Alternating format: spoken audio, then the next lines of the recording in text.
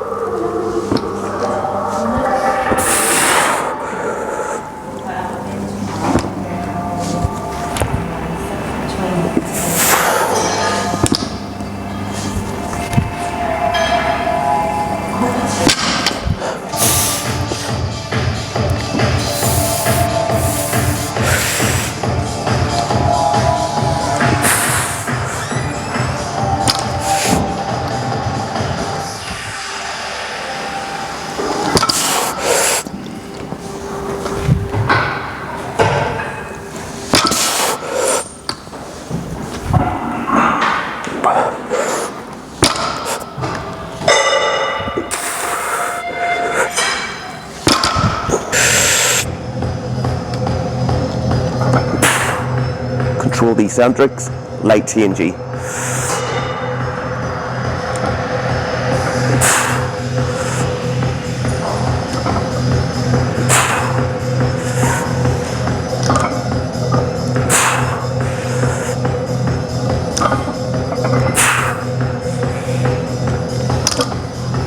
Yeah, felt good. Couple of little pointers for your deadlift. Whenever we're moving weight and we're trying to find an efficient line, we want to be trying to get the weight in the center of as close to your center of gravity as possible. The center of gravity is going to be in that mid-third of the foot, so not to the back, not to the front, right in here. We're pretty much as close to your shin as possible. If we find that spot, then we should, once we pull, the bar should more or less go in a vertical line, so it shouldn't like pull through, particularly if we're focusing on driving the feet down into the floor, simultaneously lifting the rib cage up. So once we're into position, imagine if my bar is about here. A good setup for beginners would be focus on like a hip hinge, and like the distance, you will notice you'll not be able to quite reach the bar once you've hip hinged, almost like an RDL. And then in order to reach the bar, I would just want to imagine driving the shins towards the bar. And once we're there, that's pretty much a good pulling position for your specific biomechanics as well. So once we're in there, I'm going to take a deep breath in and brace. What we're looking to do is pack the lats down. So you'll notice that the elbow will go from pointing lateral to in behind. So the arm will slightly externally rotate. So we're going to pull in, pack down, and then we're ready to pull. So I'm thinking about keeping the bar in as close to the shin as possible and driving through. Now if you notice at the bottom position, my scapula should be directly over the bar, not behind it, because if you're behind it, you're going to feel like you're pulling backwards and almost like your balance. And obviously if your balance isn't that great, it's going to be hard for you to create a lot of downward force, like vertical force into the floor. So those are just little considerations to take on board as you're setting up your deadlift. So before you start adding excessive load, practice those methods. Once they're locked in, then you can start to load that movement. Okay, let's get focused.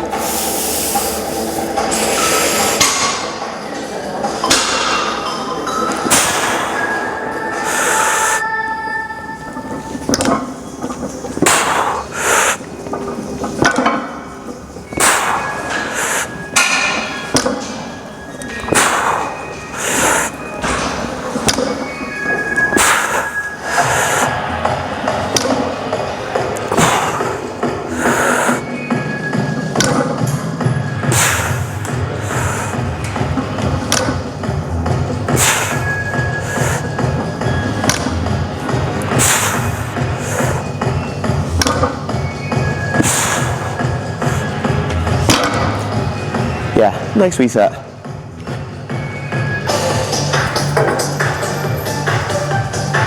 Second set, I'm just going to go dead stops, 180, target 3 to 5. All this is for really is to try and develop the confidence to do with acceleration, because I feel like I'm kind of under accelerating because I am conscious. You know, we can call that sort of psychosomatic behaviour. Even as the back's starting to feel better, you're very much still aware that there is dysfunction there. So that can end up leading to overcompensation maybe on the other side, or just activating stuff that doesn't really need to be activated. So in this set, I just want to get in locked in, and hopefully if I do 3, 4 or 5 reps that I'm able to brace strong and accelerate through that extension coming to the top. So this is all for confidence really. Okay. Let's get in tight.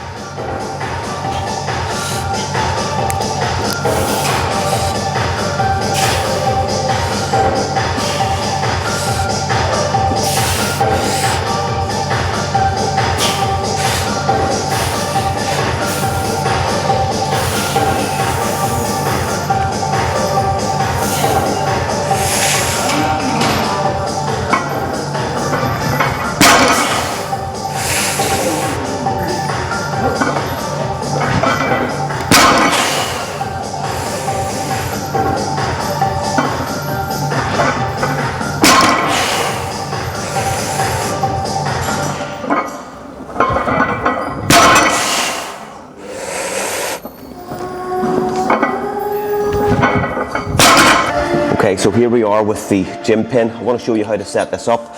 There's a little hole here.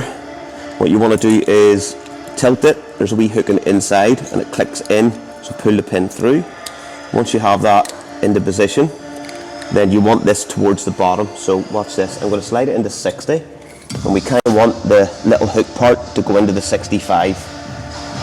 Okay, so whenever I lift and do the set, once I finish the set and this stack comes down to hit this will spring shot out, and then that'll leave me with a 40 to carry on that set. Okay, so let's watch this set here. So this is really handy, particularly whenever I'm a distance away from the actual machine itself.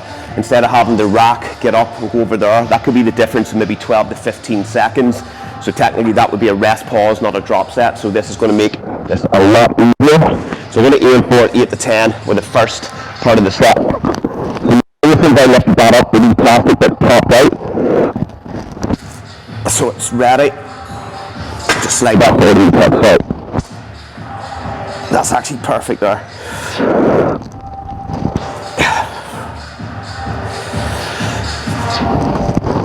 And this has been covered a million times all across YouTube. The lats is to create shoulder and arm extension, so down here, as well as slight lateral flexion.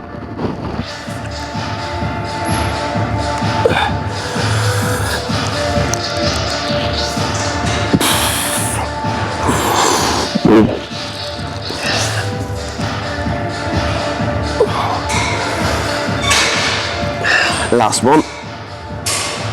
Okay.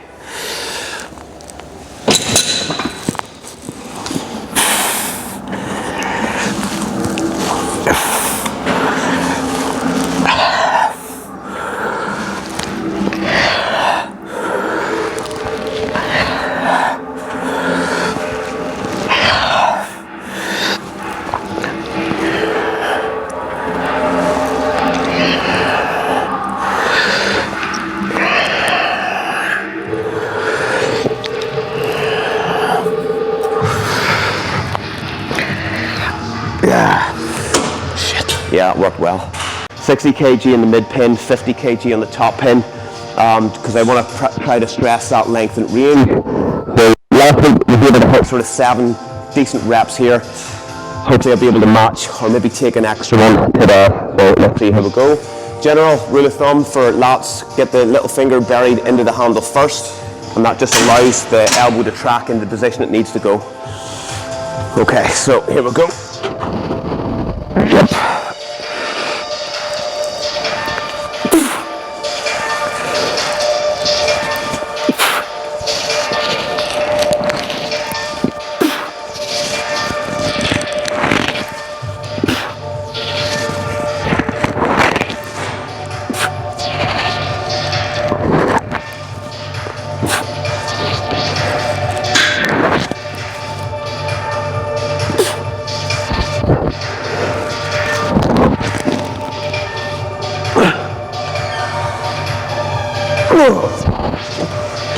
It's a good set. Second set will be a little bit lighter, just drop one of the 10s.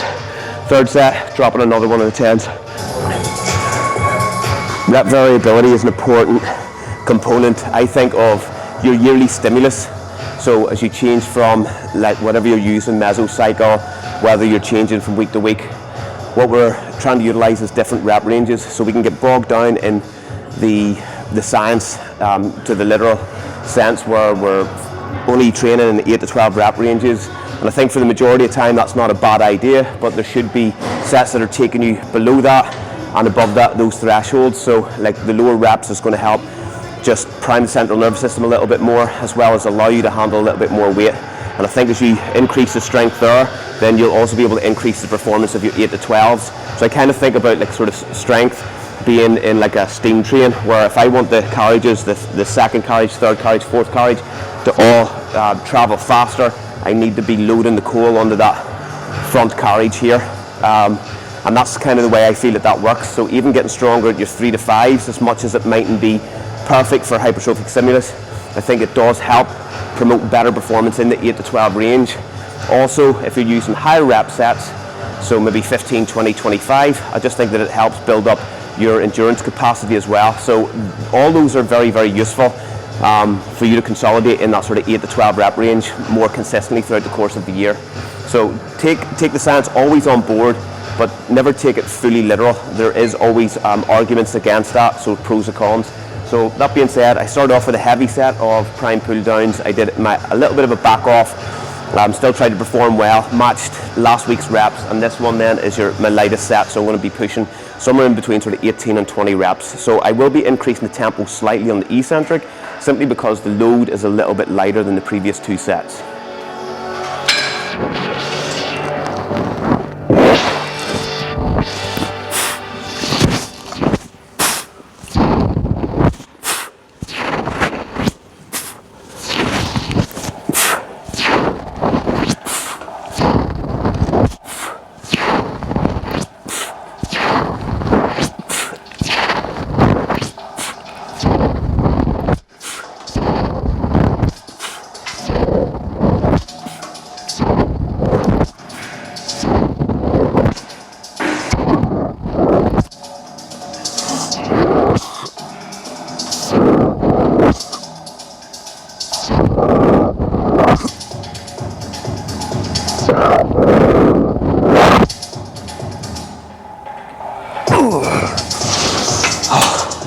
hit the 20.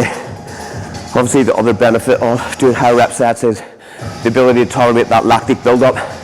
So I just think that you're going to be able to push deeper into a lot of those sets, particularly whenever the difficulty elevates. The phrase Mike Tyson used to say is everybody's got a plan to get hit in the face. And I always think that aligns well with a hard working set, whereas your technique can be really locked in. As soon as you start to get, tap into that fight or flight, your form starts to break down, you start rushing your reps.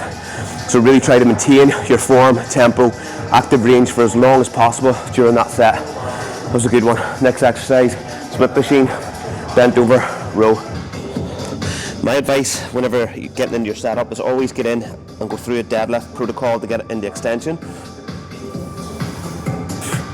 Once you're comfortable with that foot position, then we're going to hip hinge.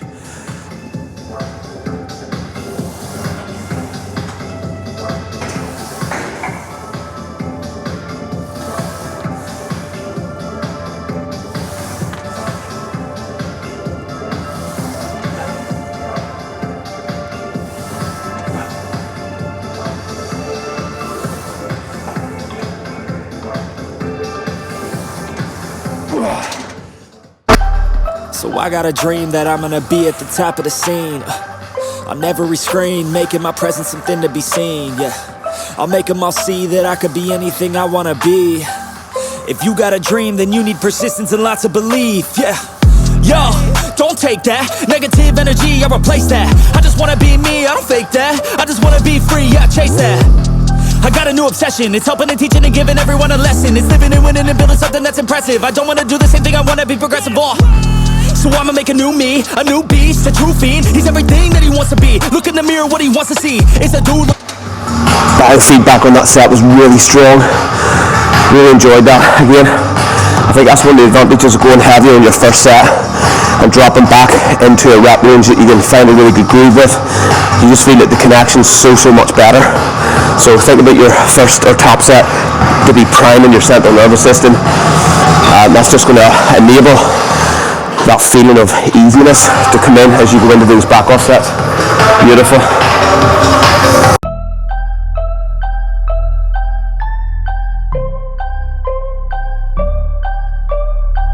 So I got a dream that I'm gonna be at the top of the scene. On every screen, making my presence something to be seen, yeah. I'll make them all see that I could be anything I wanna be. If you got a dream, then you need persistence and lots of belief, yeah. Yo, don't take that negative energy, I replace that. I just wanna be me, I don't fake that. I just wanna be free, yeah, chase that. I got a new obsession, it's helping and teaching and giving everyone a lesson. It's living and winning and building something that's impressive. I don't wanna do the same thing, I wanna be progressive, So I'ma make a new me, a new beast, a true fiend. He's everything that he wants to be. Look in the mirror, what he wants to see. It's a dude looking back at me. I stay on track, yeah, track things. I'm setting goals, life hacking. I'm steady stacking. I see myself being happy. A better me with a strategy that I'm attacking. Wait to the test and you know I'll ace that. Hit me in the face and I'm hitting right back. I enjoy the chase so I'll stay on track, yeah. I enjoy the race so I'll make that bag. Got a lot of dreams that I'll make come true. Got a lot of things that I wanna do. Got a lot of goals that I wanna prove. And there's not a lot of time so I gotta make moves.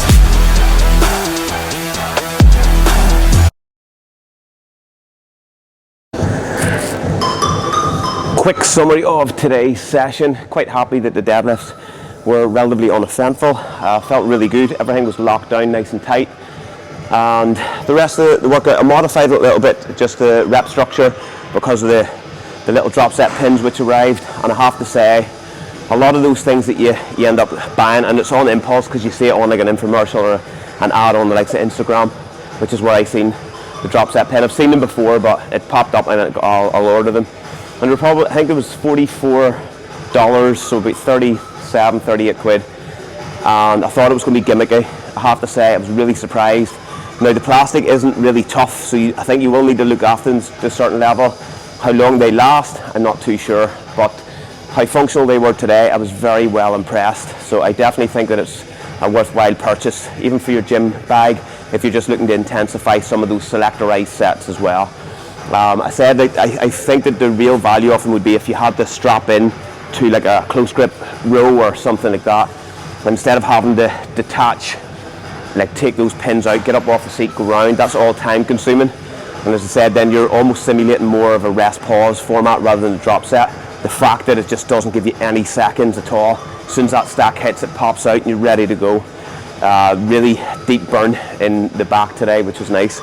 Other than that, yeah, felt fairly comfortable with the numbers that were selected. I'm still going to continue to try and progress the deadlifts here over the next sort of 3-4 weeks, and I'm going to be varying between the sort of T&G, controlled T&Gs, and also the dead stops as well.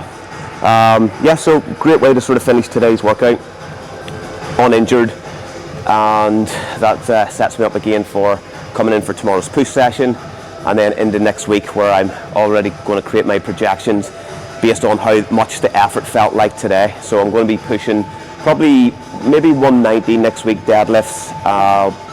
Once again, I'll probably go controlled T&Gs and then a back offset, just where I'm sort of practicing the acceleration off the floor. And so I'm quite comfortable and confident that this is going to continue to improve.